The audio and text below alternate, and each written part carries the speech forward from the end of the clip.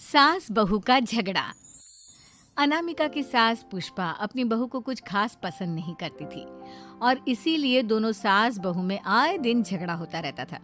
सास बहू के झगड़े के चक्कर में अनामिका के पति मोहित की जिंदगी मुश्किल में पड़ गई थी। बेचारा बार बार माँ और बीवी के झगड़े को सुलझाता ही रहता था, लेकिन दोनों समझने का नाम नहीं लेती थी। वैसे तो सब कुछ ठीक ठाक चल रहा था, लेकिन एक दिन अनामिका और पुष्पा के अंदर जोरदार झगड़ा हुआ और बात कुछ इस तरह थी। बहू, मैंने तुम्हें कल अपनी एक साड़ी धोने के लिए दी थी। हाँ मम्मी जी, वो साड़ी धोकर मैंने आपकी अलमारी में रख दी है। उसी की बात कर रही हूँ मैं। जरा देख तो, इस साड़ी को देखकर किसी भी तरह से लगता है ये धुली हुई है। अरे मम्मी जी, मैंने आपकी साड़ी वॉशिंग मशीन में अच्छे से धोकर सुखाकर आपकी अलमारी में तह बनाकर रखी थी। आपके तो नखरे खत्म ही नहीं होते। अरे कैसी बात कर रही है मुझसे? मेरे नखरे? अरे मोहित, जरा ये देख तो, ये साड़ी धुली हुई लग रही है क्या? अरे मम्मी, जब अनामिका कह रही है कि उसने साड़ी धोई थी तो मान लो ना। हर बात पर झगड़ा करना जरूरी है क्या? क्या है ना मोहित, तुम्हारी माँ को तो मेरे हर काम में नुस्ख निकालने की आदत पड़ गई है। जब तक दो चार खरी खोटी सुना नहीं लेती ना, इनका दिन नहीं निकलता। अरे चुप कर, बहू होकर मुझे जवाब देती हो। एक तो गंदे कपड़े उठाकर अलमारी में रख दिए, ऊपर से कैंची की तरह कचर कचर बोली जा रही हो। अरे मम्मी जी, आपको समझ में नहीं आता क्या? मैंने साड़ी धो कर रखी थी।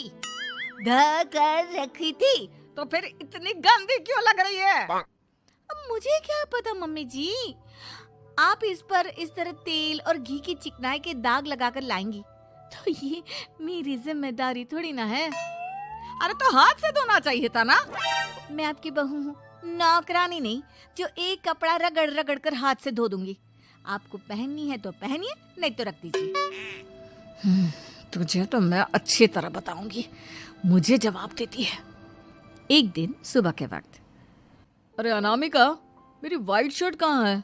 आज ऑफिस में बहुत बड़ा प्रेजेंटेशन है और मुझे वो व्हाइट शर्ट पहन कर जाना है।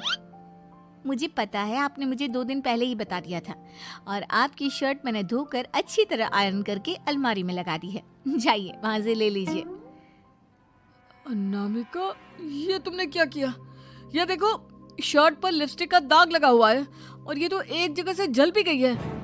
नहीं नहीं मोहित, ऐसा नहीं हो सकता। मैंने तो तुम्हारी शर्ट ठीक से इस्त्री करके अलमारी में लगाई थी। तो फिर ये जल कैसे गई अपने आप? अलमारी में लटके लटके थोड़ी ना जल जाएगी।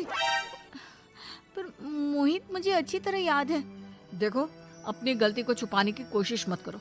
और अगर शर्ट जल भी गई थी तो तुम्हें पहले बताना चाहिए था ना। मैं नई शर्ट लेकर आ जाता। अब ऐन वक्त पर शर्ट कहाँ से लेकर आऊं? मेरा इतना इम्पोर्टेंट प्रेजेंटेशन था, सब खराब हो जाएगा। अरे बेटा, क्यों परेशान होता है? ये देख, मैंने तेरे लिए पहले से ही एक नई व्हाइट शर्ट ला कर रखी है। लेकिन मम्मी, आप मेरे लिए व्हाइट शर्ट क्यों लेकर आई? अरे मुझे पता था तेरा प्रेजेंटेशन होने वाला है और अपनी इस बहू पर तो मुझे बिल्कुल भी भरोसा नहीं। क्या पता मेरी साड़ी की तरह तेरी शर्ट भी गंदी करके रख देती। और देख, वही हुआ ना। बेटा, सारी टेंशन छोड़ और ये नई शर्ट पहन कर जा। थैंक यू मम्मी, आज तो आपने बचा लिया मुझे। कुछ दिनों के बाद, अरे अनामिका, जानती हो, ऑफिस में मेरा जो दोस्त है ना अमर, आज उसका बर्थडे है और उसे तुम्हारे हाथ का चॉकलेट केक बहुत पसंद है। थोड़ा सा बनाकर टिफिन में रख दो ना प्लीज। हाँ हाँ, क्यों नहीं। मैं बहुत अच्छा केक बनाकर आपके दोस्त के लिए रख दूंगी। तुम्हारे हाथ का खाना खाकर तो वैसे ही मेरे ऑफिस के सारे लोग इतनी तारीफ करते हैं, क्या बताऊं। प्लीज एक अच्छा सा केक और बना दो, मेरी तो ऑफिस में शान बढ़ जाएगी। अनामिका केक बनाने के लिए रख देती है। पुष्पा चुपचाप जाकर उस पे ढेर सारा नमक डाल देती है। देख अमर, तेरी भाभी ने तेरे लिए चॉकलेट केक बनाकर भेजा है, तुझे बहुत पसंद है ना? यार, तू बहुत किस्मत वाला है। भाभी इतना अच्छा खाना बनाती है और साथ में केक भी। वैसे भाभी को थैंक यू बोलना। थैंक यू बाद में, पहले तो ये केक खा कर देख। बहुत मेहनत से बनाया है अनामिका ने। अरे यार, इस केक में तो बहुत सारा नमक है। लगता है भाभी ने शक्कर की जगह खूब सारा नमक डाल दिया है। अरे मोहित, तू तो अपनी बीवी की कुकिंग की बहुत तारीफ करता फिरता है। जरा पूछना अपनी बीवी से, केक में नमक कब से डलने लग गया। क्या यार, तुझे भी मेरा ही जन्मदिन मिला था बिगाड़ने के लिए?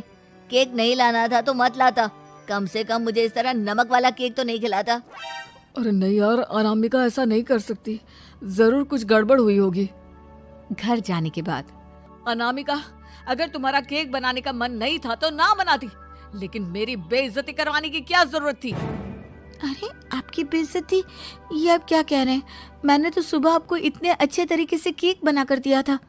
हाँ, लेकिन उसमें इतना सारा नमक डाल दिया था कि आज ऑफिस में मेरा अच्छा खासा मजाक बना है। मेरे सारे दोस्त हंस रहे थे मुझ पर। अरे बेटा, मैंने तो तुझे पहले ही समझाने की कोशिश की थी। एक नंबर की गैर जिम्मेदार है ये लड़की, कोई काम ठीक से नहीं करती। उस दिन भी गंदी साड़ी रख दी थी मेरी अलमारी में और झूठ बोल रही थी। कुछ दिनों के बाद अनामिका देखो, मैंने अपना लैपटॉप चार्जिंग पर लगाया है, उसे अच्छी तरह चार्ज होने देना। मेरी एक अर्जेंट मीटिंग है, प्लीज बीच में से हटाना मत। हाँ हाँ ठीक है, मैं नहीं हटाऊंगी। पुष्पा चुपचाप से जाकर चार्जिंग का बटन बंद कर देती है। थोड़ी देर बाद अरे ये लैपटॉप चार्ज क्यों नहीं हुआ? और ये बटन किसने ऑफ कर दिया? अनामिका इधर आओ।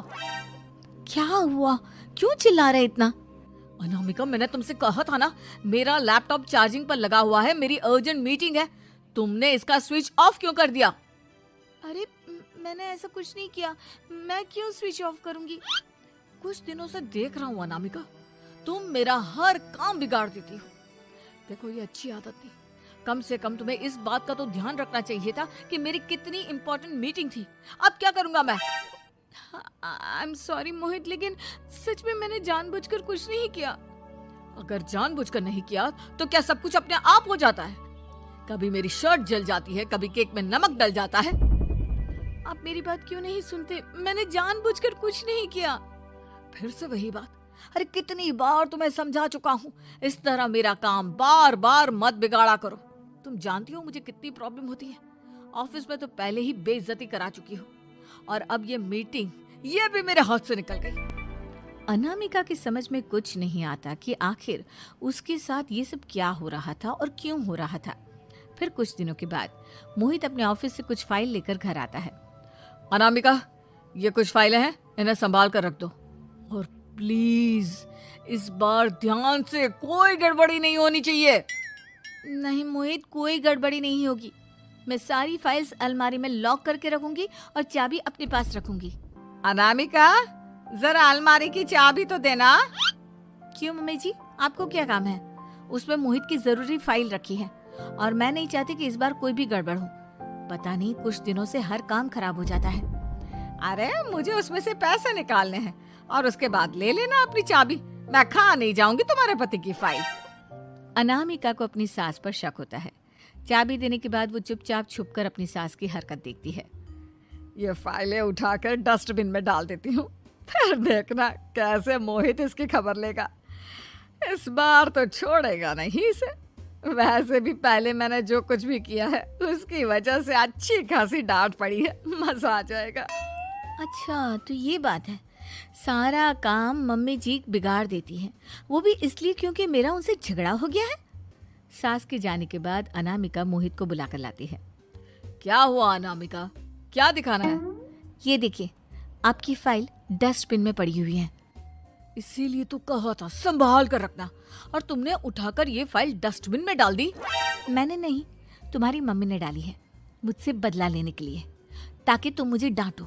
और अगर मैंने डाली होती तो मैं तुम्हें दिखाने के लिए बुलाकर तो नहीं लाती ना। सही कह रही हो, मैं अभी मम्मी से जाकर बात करता हूँ।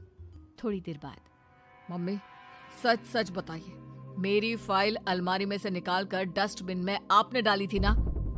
अरे अपनी माँ पर इल्जाम लगाता है, शर्म नहीं आती तुझे? मैं इल्जाम नहीं लगा रहा हूँ मम्मी, जो सच है वही पूछ रहा हूँ। आप जल्दी से बताइए आपने ऐसा क्यों किया? अरे तो क्या करती, तेरी बीवी मुझसे झगड़ा करती है, उल्टे सीधे जवाब देती है, मुझे उससे बदला लेना था। अरे मम्मी, लेकिन आप दोनों के झगड़े के चक्कर में मेरा कितना नुकसान हुआ है, ये कभी सोचा आपने? मम्मी जी, अगर आपका बदला पूरा हो गया हो तो आइंदा ऐसी कोई हरकत मत करना, क्योंकि अब आपकी सच्चाई हमारे सामने आ चुकी है। यह तो वक्त ही बताएगा मैं क्या करूंगी और क्या नहीं। मम्मी जी, कहा ना आप ऐसा कुछ नहीं करेंगी। अरे मेरी जो मर्जी आएगी वो मैं करूंगी। मेरा सर घूम रहा है, सास बहू के झगड़े में